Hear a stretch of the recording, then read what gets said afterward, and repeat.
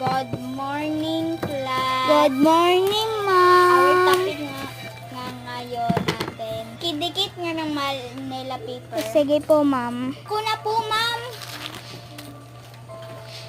Ako na mo matangkad Ikaw, sa'yo. ako ngayon nauna. Ikaw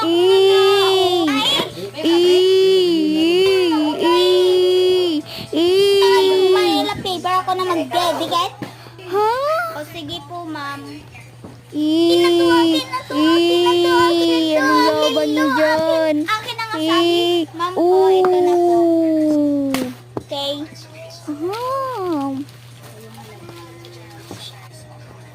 Ayan, suratin niyo yan, ha?